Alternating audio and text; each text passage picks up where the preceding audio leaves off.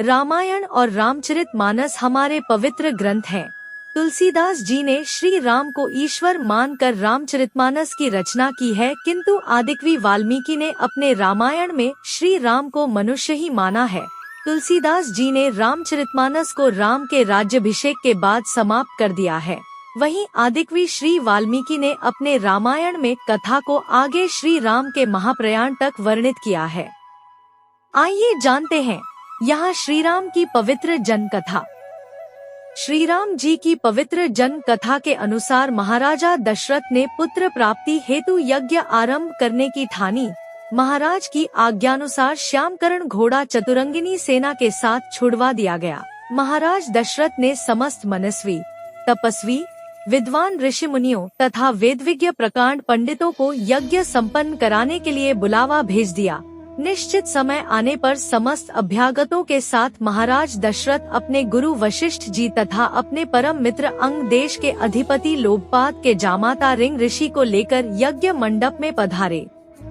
इस प्रकार महान यज्ञ का विधिवत शुभारंभ किया गया। संपूर्ण वातावरण वेदों की ऋचाओं के उच्च स्वर में पाठ से गूंजने तथा समिधा की सुगंध से महकने लगा। समस्त पंडितों, ब्राह्मणों, ऋषियों आदि को यथोचित धन धान्य, गौ आदि भेंट करके सादर विदा करने के साथ यज्ञ की समाप्ति हुई। राजा दशरथ ने यज्ञ के प्रसाद चरा, खीर को अपने महल में ले जाकर अपनी तीनों रानियों में वितरित कर दिया। प्रसाद ग्रहण करने के परिणाम स्वरूप तीनों रानियों ने गर्भधारण किया। जब चैत्र मास के शुक्ल पक्ष की नवमी तिथि को पुनर्वसु नक्षत्र में सूर्य, मंगल, शनि, बृहस्पति तथा शुक्र अपने अपने उच्च स्थानों में विराजमान थे, कर्क लग्न का उदय होते ही महाराज दशरथ की बड़ी रानी कौशल्या के गर्भ से एक शिशु का जन्म हुआ, जो कि नील वर्ण, चुंबकीय आकर्षण वाले, अत्यंत तेजोमय, परम कांतिवान तथा अत्यंत सुंदर था। उस शिशु को देखने वाले देखते रह जाते थे। इसके पश्चात शुभ नक्षत्रों और शुभ घड़ी में महारानी कैकेयी के एक तथा तीसरी रानी सुमित्रा के 2 तेजस्वी पुत्रों का जन्म हुआ। संपूर्ण राज्य में आनंद मनाया जाने लगा।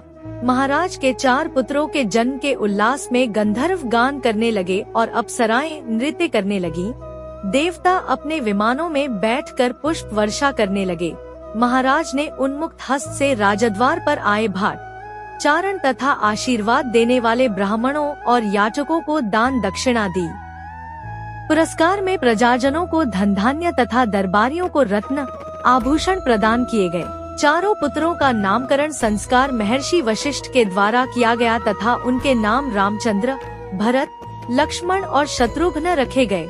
आयु बढ़ने के साथ ही साथ रामचंद्र गुणों में भी अपने भाइयों से आगे बढ़ने तथा प्रजा में अत्यंत लोकप्रिय होने लगे।